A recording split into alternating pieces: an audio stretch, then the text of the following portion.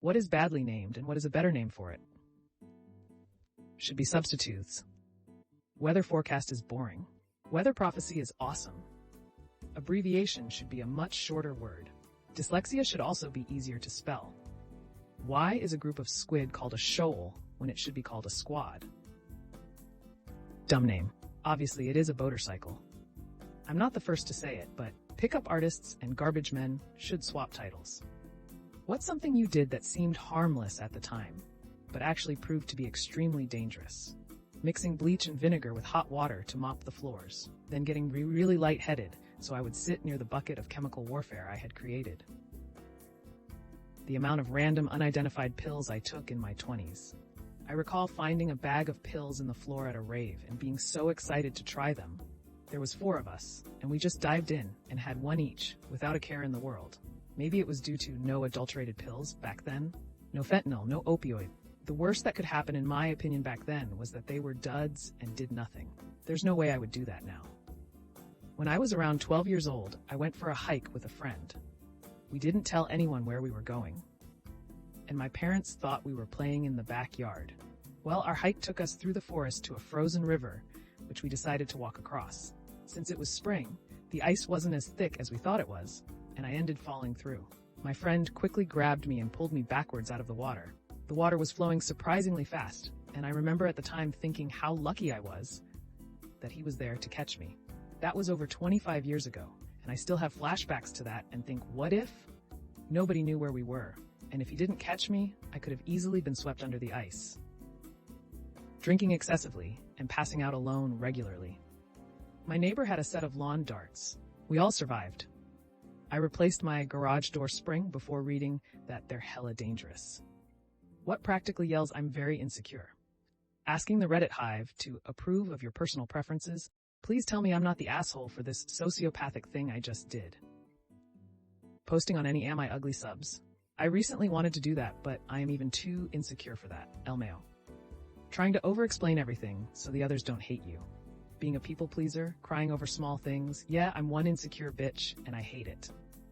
Envy, jealousy, talks badly of other people, makes someone else look bad, puts someone down for no real reason, looks for sympathy, making an awkward situation with friends and family. Being rude to other people, like bullying others who are innocent and did nothing wrong to you. I can smell the insecurity from miles away. Projection, guys. It says more about the bullies than their targets. What's a statistical fact that people commonly throw out while missing crucial context? How many children go missing per year in the US?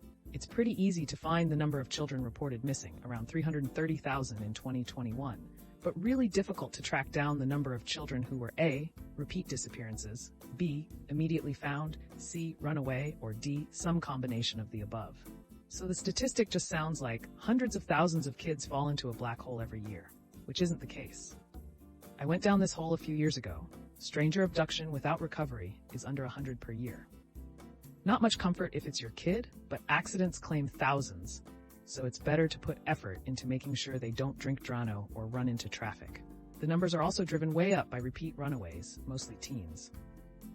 That the average lifespan a few hundred years ago was close to 40. That's heavily skewed by child mortality, and if you made it to 10, you were probably going to make it at least to 60. Population density. 99% of OMG, look at this map and look where all the bad things are happening. Hot takes are just maps of where most people live. You're most likely to get in an accident near your home. Well, obviously that's where statistically most likely to be in terms of frequency. I wonder what the stats would be after adjusting for that. That's why I moved. That half of all marriages end in divorce, which is technically true, but that's because people who get divorced tend to marry multiple times and accrue multiple divorces, while around 75% of first marriages don't end in divorce.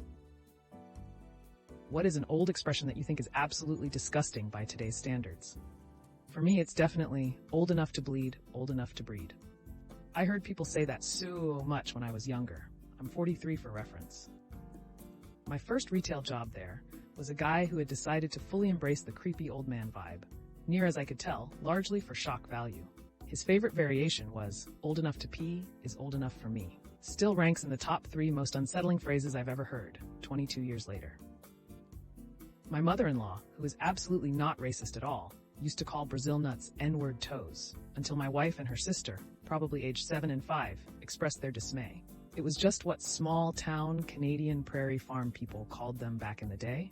To her credit, after being confronted by her daughters and reflecting on it, she was horrified and never used the expression again. Pre-Google times, a coworker from the Midwest US came to me, a West Coaster, set down a Brazil nut on my desk, and quietly asked what the real name of it was. He'd only ever heard it called the racist awful name, but figured there must be a different name.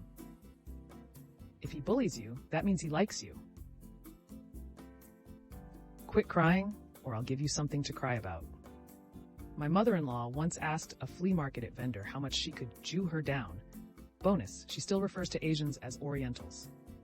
What is your greatest achievement so far? I managed to escape extreme poverty to make it to the middle of the middle class. I never imagined I would be here, but I am. Quitting heroin, almost 6 years in recovery. Edit, thank you to everyone for the congrats and kind words. Much appreciated. We do recover. I haven't killed myself yet. Big win for me. Reducing my drinking, giving up cigs, and getting the psychological help that I needed. I lost 220 pounds.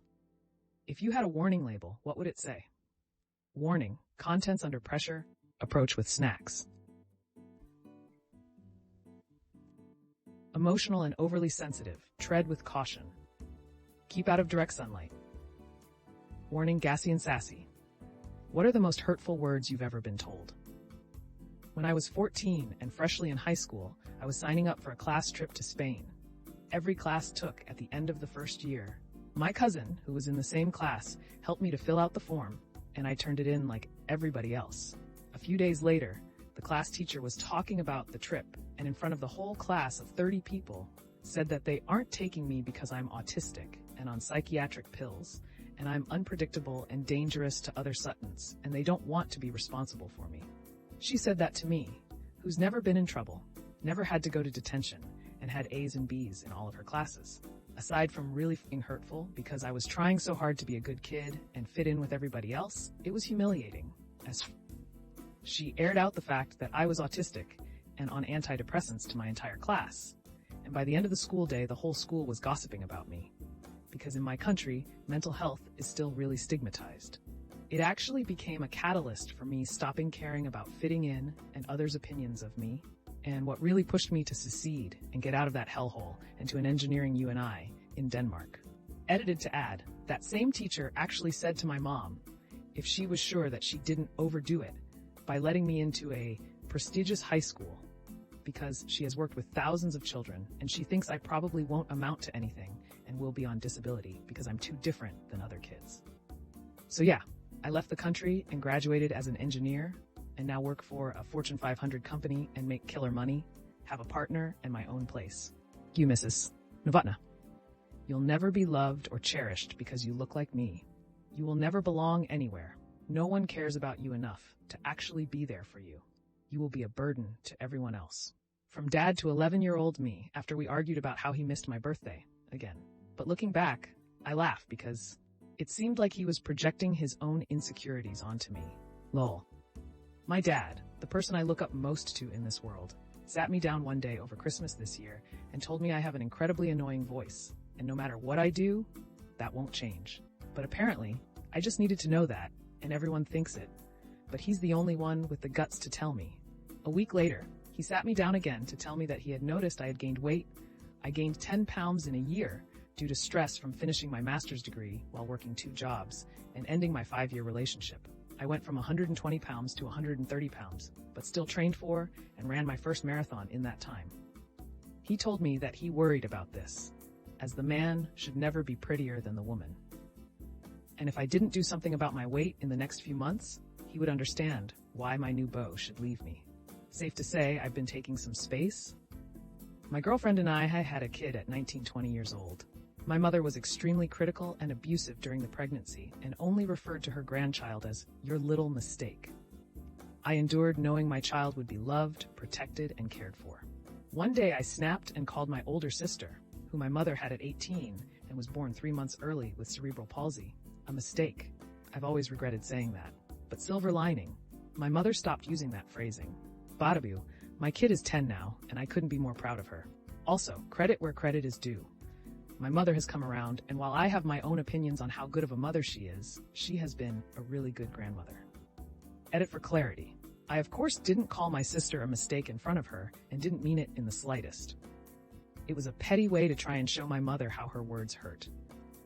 Asked my dad why I didn't have any brothers or sisters. Told me I don't make the same mistake twice. Someone who I used to respect once told me, "You are beautiful and smart. Men would probably want to show you off. But when it comes to marriage, they will always pick a kinder, more motherly woman." Way to tell me I am a cold bitch. Your thighs still touch? My mother, when I said I lost some weight, circa 2002. Well, that's another episode of Ask Reddit in the books. I really appreciate all of you who made it this far into the video. Of course, if you enjoyed this video, it would really help the channel out a lot if you gave the video a thumbs up, subscribe, or leave a comment down below. I hope that you enjoyed it, and I'll see you next time.